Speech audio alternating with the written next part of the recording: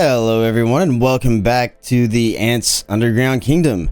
This will be a full guide about Barren Land, similar to my Lost Island guide. But yeah, let's get into it. Barren Land is a little bit different. Honestly, before you even start Barren Land, I'm going to recommend that you save at least 2G of each of these resources and probably 4 or 5G of the main resource used to heal your ant. So you're going to want a lot of resource savings because you'll use your T11s at the beginning, but you'll run out of the T11s very fast and you'll be using a lot of T9s and probably regular T9s because enhanced T9s use a lot of honeydew and you'll burn through all your honeydew if you're using enhanced T9s from the beginning. So I'd recommend using regular T9s after you run out of T11s, and that's why you need a whole ton of resource savings before you start.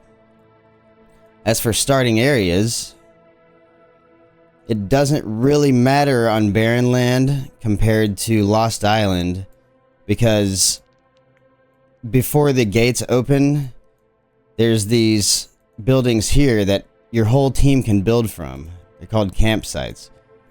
And there's a campsite pretty close to every entrance to the tunnels. So you don't really have to care about which area you start in. And you will also be able to take every building in your starting area before the gates open. So it's really kind of even as far as starting areas go. I'd say this middle yellow area is a little bit more about support at the beginning. I mean, really all three teams have to build in both conflict areas, and then later all three teams have to go into there. But at the beginning, these gates open to the conflict areas way before the gates open here. As you can see here, there's still 6 days. We're halfway through the entire event, and there's still 6 days for the enemy to be able to go fight us in this zone, and that's the same for theirs right here. So these two areas are essentially free buff areas for your team. But yeah, yellow is next to this area. The other teams are next to the conflict zones. You're definitely going to want all three of your teams to build towards the wonders as fast as you can, because the wonders are really what matters in this event, okay? Also make sure to get as many of these ant colonies as you can of the troop types that you want. There are available up to level 11 colonies right off the bat, so you can go as high as you can as soon as you can, and also you can upgrade these colonies much more quickly than you can in Lost Island. So just keep that in mind. Keep your colonies as high level as you can, and hit your hornets every day for the resin, lizards, everything. Try to do that stuff during your downtime, so then you have enough stamina during the battle time in order to actually fight.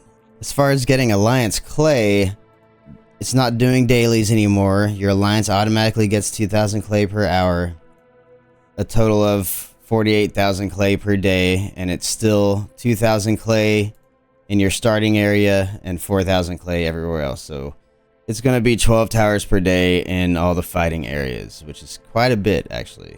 Just try to get as many buffs as you can for your camp, but the wonders are the only thing that really matters, so you're going to want to rush the wonders as soon as you can.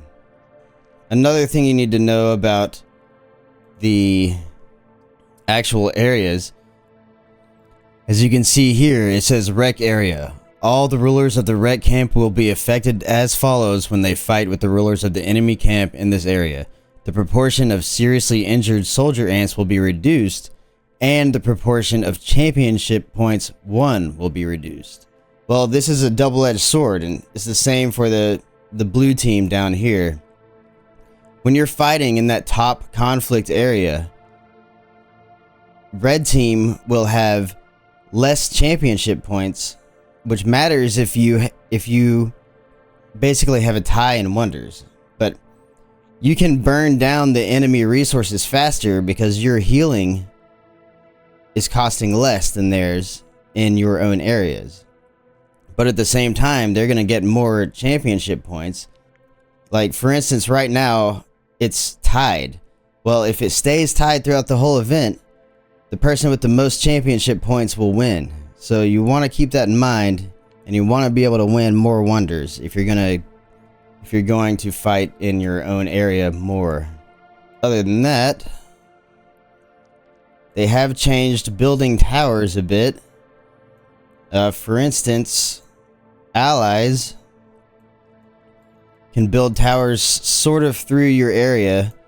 Like you can see here, our tower would normally have this leaf blocked off, but they can essentially use the area through ours to continue their building of alliance, tower territory. Another kind of weird thing about this event, you can trade the tunnels. After you take them, you can trade them away, so then one of your allies can take them after you. But when, for instance, your ally takes the wonder here, only they can teleport all around in this area, okay? Only the alliance that takes the building can use that to teleport in the area. So orange can teleport here, purple can teleport down here, yellow up here, but only orange can teleport all around because they have the wonder here. And it's a little bit weird, but that's, I guess that's fine. You also can't teleport onto your friendly alliance's territory. See, it blocks that out. You can, however, hit alliance friendly buildings that are adjacent to your territory. So if an enemy was attacking this tower, since I'm yellow right now and we're touching, I could hit the tower to knock the enemy out, but we can't garrison that tower. Okay? So when you're helping allies defend, you can knock out the enemy, but you can't heal it. It still helps. It still helps defending alliance, territory you want to keep, and it helps your friends, but only they can heal it back faster. It's good to kind of do a checkered pattern, like kind of how we did, just so you're touching a lot of the alliance or friendly alliance towers to be able to hit them and help out. But yeah, they've changed the building towers too. You can now put 2 troops into a tower at a time. I think I'm building one over here. Oh, well, here you can see there's 2 of the same person in the tower, and there's now 20 slots. So it's still kind of the same as having 10 people with 10 slots. That, I don't know, they doubled it. At least fewer people can heal buildings faster. It's also the same with buildings that you own. You can now put 2 of your troops in there to garrison it. That will help heal it faster. So I think it's a little bit of help on less numerous alliances or defending alliances, where you can heal your buildings a little bit faster with less people. That's that. As far as buildings go, it's essentially the same as Lost Island. You're going to want to max your nest first for hatching troops, and then focus on your queen, your alliance center, evolution fungi, entrance, pro rally center, obviously. And then there's a new building, the troop tunnel. You get this hardened enhancement at resin from doing activities and stuff. It helps your troop 1, 2, and 3 attack, defense, and health. So when you're moving your pro troop between the other fighters or the other troop lines, you'll get that bonus, which is, it's kind of nice. There's a pack you can buy in the season development plan that makes it where I haven't actually bought it yet, but this is essentially the way that you can max it. You have to buy this pack, which is currently $30, but you do get an extra seasonal ant, a Lost Island only seasonal ant at the end if you buy this pack. But yeah, that helps you when you're fighting with your other troop lines.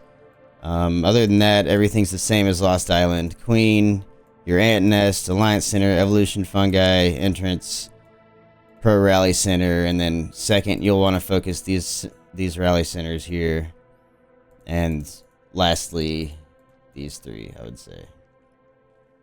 It's all about wonders in this event, okay? So everyone is fighting for the wonder. You can see they all three built this way for this wonder, and we three built this way. It's the same in the south. We all built towards that. There are different stages, okay? So you want to fight all the time so you can get a high rank and better rewards for each of these stages. So you'll get all of these stage rewards, and then you'll get the rewards for the actual season, the winning and losing camp here. But make sure you try to get a lot of championship points. This is why it's kind of a double-edged sword to fight in your own territory. You'll get less championship points, but burn more resources. If you have the resources, it's probably better to fight in the enemy territory, or the enemy camp here, so that you'll get more championship points and have a higher chance of getting up high in the ranking for those good rewards. As far as the camp leader, it can be a little bit difficult because essentially what the camp leader does is choose the protection time. And you have three options. It's 0 to 8 UTC, 8 to 16 UTC, or 16 to 24. Okay?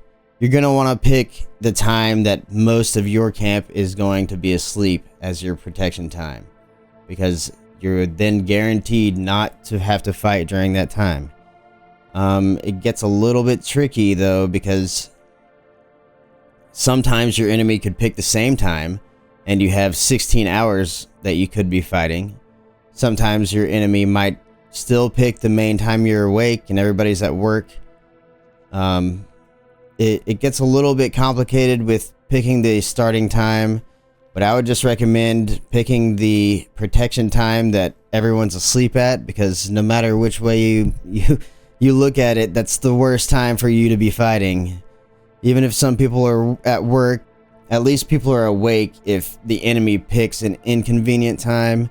It's better than you having to fight during your actual sleeping time, so try to pick these times right. In most cases, it will be 8 hours worth of fighting time unless both camps pick the same downtime. But yeah, there's a lot of thought that goes into this.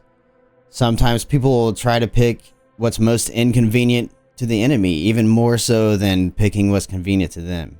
That's really all the camp leader does. They can send messages to the entire camp, but picking the protection time is essentially their main job.